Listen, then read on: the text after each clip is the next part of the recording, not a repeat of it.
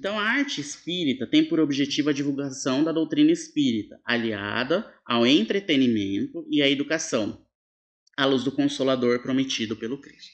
E o Allan Kardec, lá no Livro dos Médiuns, ele já tinha falado sobre a questão das mediunidades, né? Então, ele tem lá no capítulo 16 todo um resumo das mediunidades. E no item 16, ele fala: médiuns pintores ou desenhistas? Os que pintam ou desenham sobre a influência dos espíritos.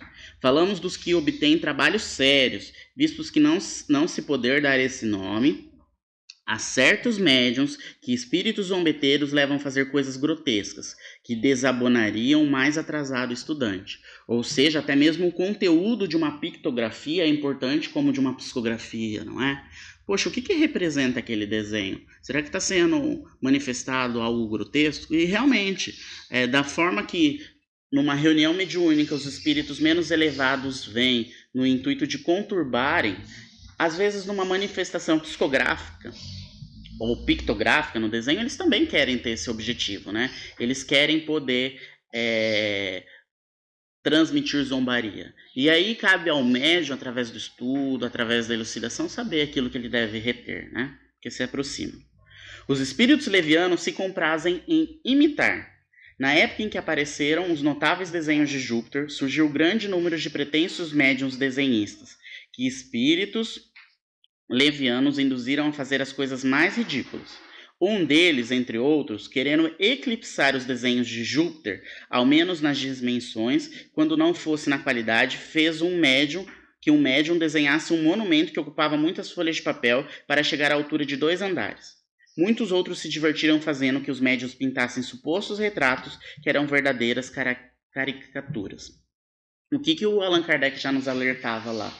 Pessoal, isso funciona para qualquer questão nossa de manifestação mediúnica. Não importa o nome, não importa a referência. A gente pode ter a presença de irmãos artistas no plano encarnado que foi de conhecimento nosso, mas que não se manifestam, porque o nome deles só importaram enquanto eles estavam encarnados. Então não adianta um irmão ter a sua manifestação e dizer: poxa, este é um desenho do Renoir. Mas o que significa? O que importa isso? Novamente, o Evangelho fala muito isso. Não acrediteis em todos os espíritos, mas vide primeiro se eles são de Deus. E é justamente toda manifestação mediúnica a gente tem que avaliar pela característica do que ele representa. Eu lembro sempre de uma orientação que diz para passar sobre o crivo da razão. E o primeiro crivo é: ele faz mal a alguém? Não. Ele faz mal a mim? Não. Então eu começo a refletir sobre a orientação.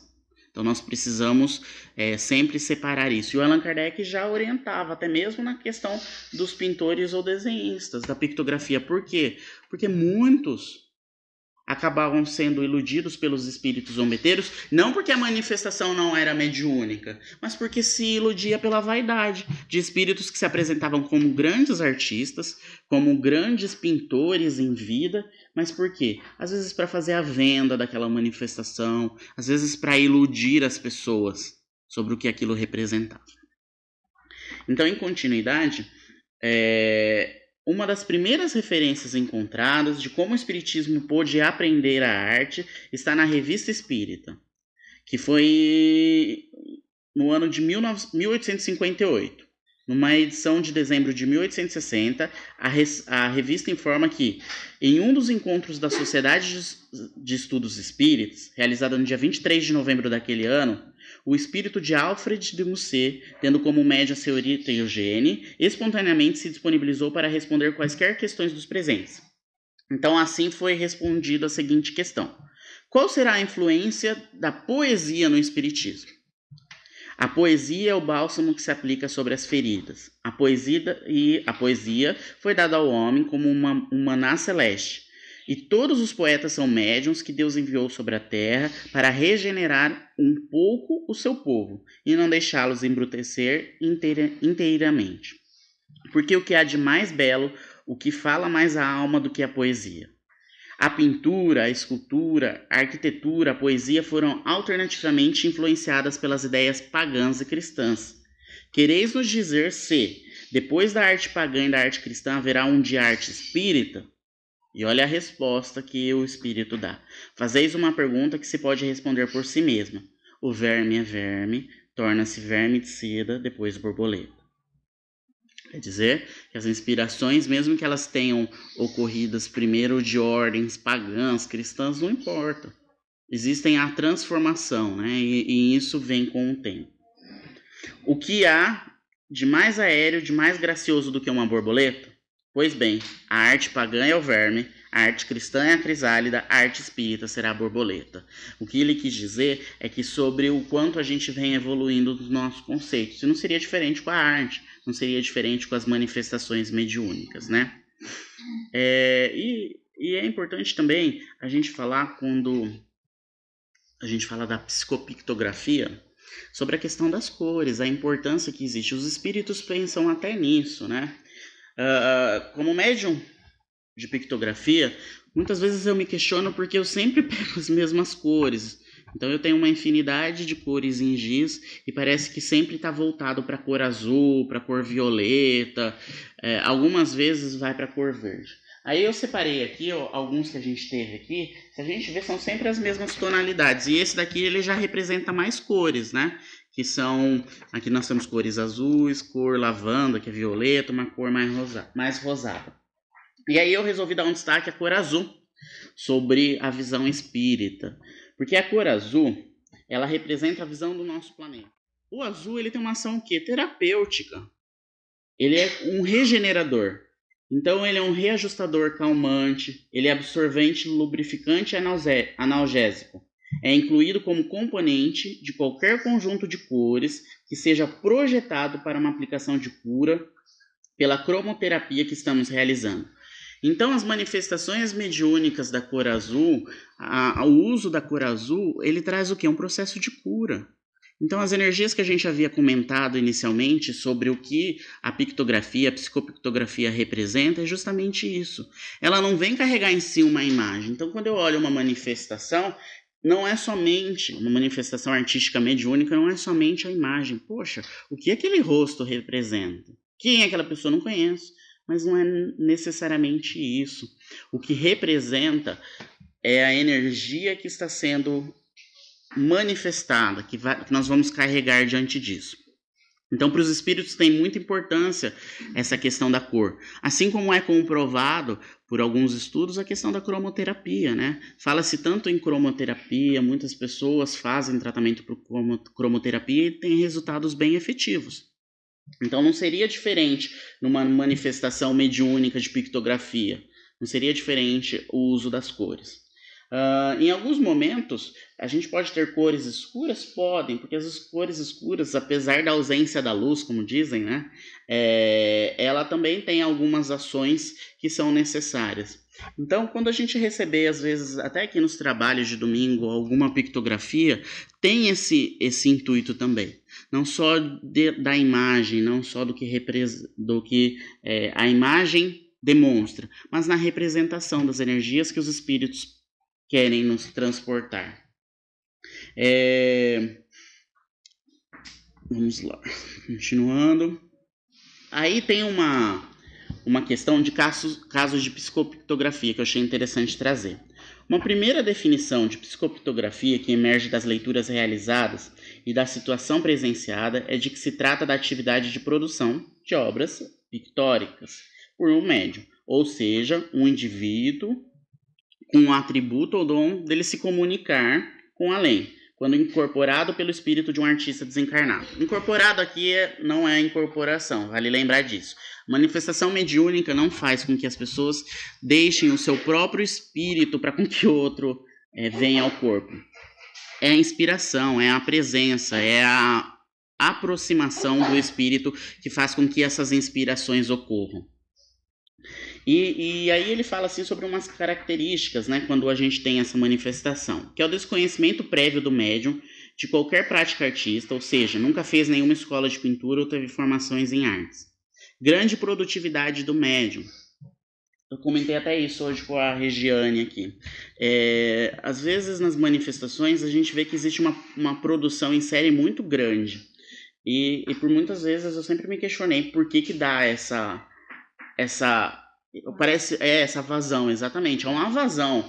Na hora que começam os trabalhos, existe essa vazão dos sentimentos e as coisas vão rendendo. É diferente, por exemplo, quando você está no seu ambiente de trabalho de um dia normal, ou que você tem que fazer, vamos supor, um trabalho da escola ou da faculdade, alguma coisa, você busca uma vazão, mas você não tem tão naturalmente. Mas por quê? Porque existe a inspiração.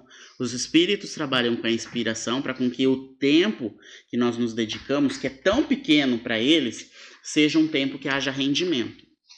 Vale lembrar que por muitas vezes um espírito aguarda no nosso tempo até às vezes anos para conseguir uma manifestação mediúnica.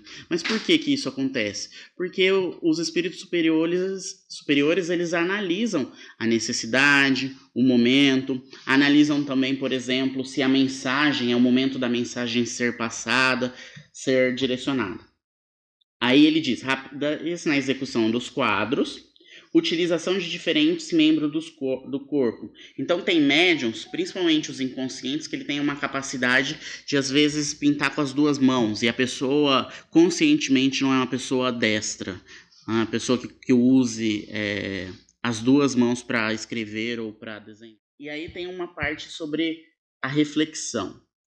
E a paz de Deus, que excede todo entendimento, guardará os vossos corações e os vossos sentimentos em Cristo Jesus. Isso foi escrito por Paulo na Bíblia. Colaborar na cristianização da arte sempre que se lhe apresentar a ocasião. A arte deve ser o belo, criando o bem. Repelir sem crítica azeda as expressões artísticas torturadas que exaltem a animalidade ou a extravagância. O trabalho artístico que trai a natureza nega a si próprio. Burilar incansavelmente as obras artísticas de qualquer gênero. Melhoria buscada, perfeição entrevista. Então, a gente tem uma responsabilidade sobre o estímulo artístico. Ele é importante para nós. Ele é importante para a nossa parte do estresse, né? Que a gente hoje recebe tanta informação. Então, a parte artística ela é uma vazão muito importante no nosso equilíbrio. Muitas vezes a gente não dá a devida importância de dedicar o nosso tempo, de dedicar a nossa atenção voltada a isso, mas ela é importante para todos nós. E ao longo dos meios de comunicações que nós temos hoje, ao longo do tempo que voa, às vezes a gente deixa muito de lado, né? Isso é que nem a questão do esporte. A gente vai perdendo referências de esporte também, a gente deixa de praticar e cuidar da parte do corpo. E a alma também precisa da questão artística. E ele fala, né? A arte deve ser o belo criando o bem. Não é que necessariamente as manifestações artísticas elas devem representar um desenho bonito, por exemplo. Mas elas devem representar aqueles sentimentos que trazem para nós. Elas devem representar a calma, devem representar um bom sentimento. Novamente dizendo que não quer dizer que não existam manifestações grotescas, que não existam espíritos menos esclarecidos que não tenham essa capacidade de se manifestar artisticamente. Mas isso deve ser desconsiderado. Isso daí é igual uma notícia ruim, né? Uma notícia ruim, pelo efeito que ela tem pra gente, muitas vezes a gente precisa desconsiderar. Porque ela vai o quê? Nos fazer mal. E vai trair as energias do mal. A arte enobrecida estende o poder do amor. Então ela traz a nós o conforto. Assim como uma boa música traz a nós a calma necessária, assim como uma boa poesia nos traz um sentimento, um versinho, assim como uma psicografia também nos acalanta o coração. O desenho também tem essa função bem generosa. E vale lembrar que o desenho, a arte, ela não precisa ser venerada. Ela tem que representar e trazer a nós aquele sentimento que ele se expressa. Examinar com antecedência as apresentações artísticas para as reuniões festivas nos arraiais espíritas, dosando-as e localizando-as segundo as condições das assembleias a que se destinem. É o conteúdo. Novamente, vale lembrar, Jesus disse isso, né?